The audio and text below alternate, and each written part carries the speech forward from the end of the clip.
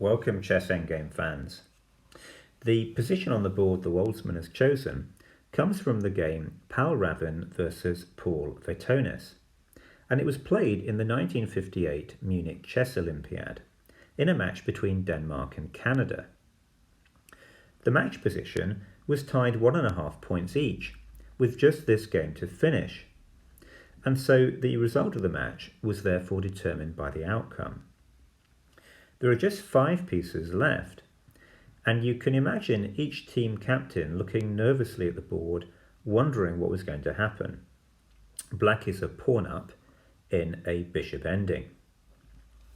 Now from here, play continued bishop f5.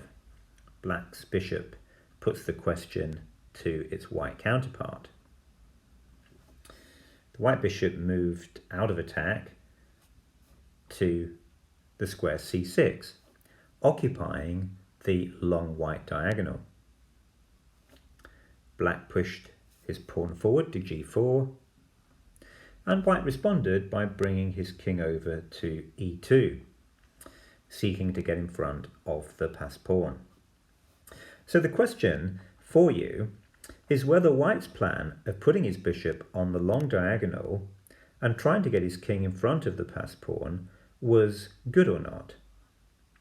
If you'd like to think about this, pause the video here. Okay, well, welcome back if you had a go at this problem. Before we go any further, I'd like to introduce the two players properly. With white is Paul Ravn, the Danish champion when this game was played. With black is Paul Vaitonis, who was born in Lithuania but who emigrated to Canada, and at the time of the match was the Canadian champion. So this was therefore a clash of the champions, but on board 3 rather than the first board. The top boards were occupied by the famous grandmasters Bent Larsen for Denmark and Daniel Janowski for Canada. As usual, the position has been chosen for its instructional value, recognising that all chess players make mistakes and all players can also learn from mistakes. Now, at all stages of a chess game, it's essential to stay alert and to respond to any threats that your opponent makes. And this is as true for endgames as for the opening or the middle game. And not responding to a threat usually has bad consequences. So let's look at the sequence of moves played with this in mind.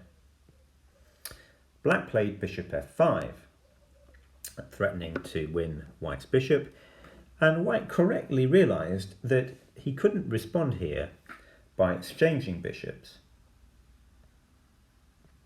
And the reason is that his king is just too far away to prevent black from gaining control of one of the key squares.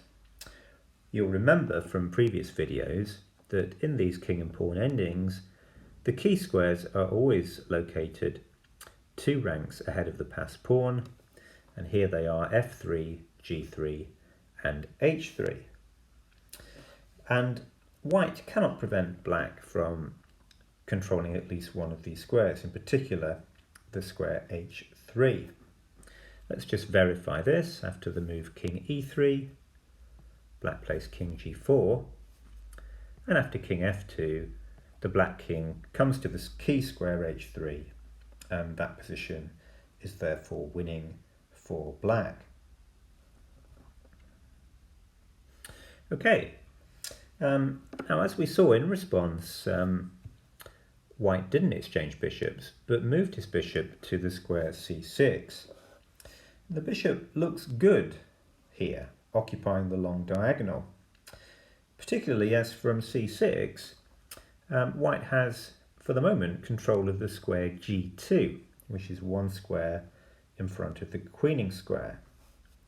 Now, although this move doesn't lose, it's not in fact the safest option in the position. In a while, I'll show you what would have been the best move instead of bishop c6. In response, black played the move g4, and This move not only brings the pawn one square closer to the queening square, but it also creates a distinct threat. And that threat is to bring the king in front of the pawn to the square g3. And from g3, black's king threatens to penetrate further either to the square f2 or to the square h2. Now, white responded to g4 by playing the move king e2. And this is a losing move. And it loses because white fails to respond to black's threat and instead plays a natural move that looks good on the board. It seems right to try and get the king in front of the passed pawn. But it doesn't address the top priority, which is to respond to the threat. Now, if we think about the position, the black passed pawn is currently on a light square. And if black threatens to bring his king in front of that pawn, it follows that any move by white's bishop that threatens to attack the pawn on g4 will be an effective antidote and will hold the draw. And there are three moves available that all achieve this aim. Let's consider each of them in turn. So white can respond by moving his bishop off the long diagonal to the square e8. And now if black plays king g3, white has bishop h5. And next move, the bishop will give itself up for the g-pawn, leaving king and bishop versus king, which is insufficient mating material and therefore a draw.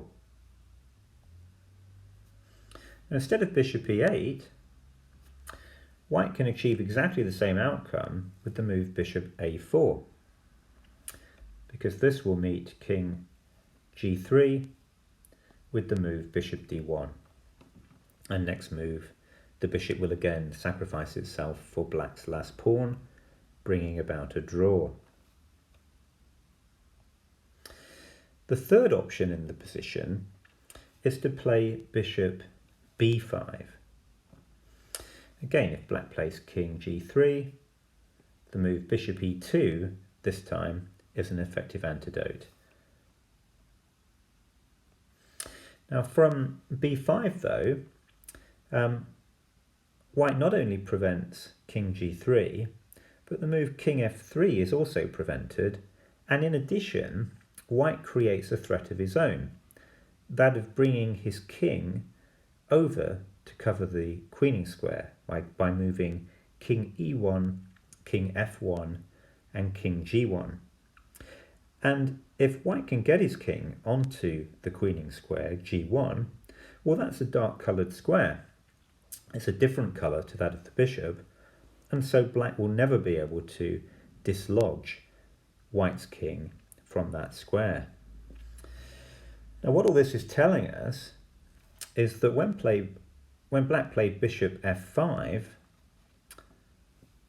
the strongest answer would have been bishop b5, because the move bishop b5 anticipates and responds to black's idea of g4 and king g3, while simultaneously creating a threat of white's own, namely the idea of playing king e1, king f1, and king g1. After the sequence, however, bishop c6, g4, white played king e2. And now, of course, black carried out his threat and played the move king g3. And the game finished king e3, black penetrated further with king h2, and white tried the desperate bishop f3, praying that black would be greedy here and capture the bishop. That would, after g takes f3, king takes f3, leave king and bishop versus king insufficient material and therefore a draw. but of course black had none of it and played instead g3. And at this point Ravn resigned, enabling Canada to prevail 2.5 points to 1.5 points. So a sample line from here would run king d2. If king e2, black has the nice move bishop g4 winning. So after king d2, black plays bishop h3, king e1, and now black ejects the white bishop from its proud long diagonal with bishop g2. Bishop falls back to e2, black plays bishop e4, the white bishop comes to f1 trying to stop the pawn from advancing, but black has the move bishop d3, and now nothing can prevent black's pawn from queening and winning the game. So the takeaway is the following: be alert, and after your opponent makes a move, assess whether or not it creates any threats. In the endgame, threats involving king penetration and pawn promotion regularly occur. Vanity moves that look good, such as placing a bishop on the longest diagonal, are less effective than moves that anticipate or respond to threats. And the best moves are going to be those that anticipate your opponent's threat whilst simultaneously creating a threat of your own. Thanks for watching.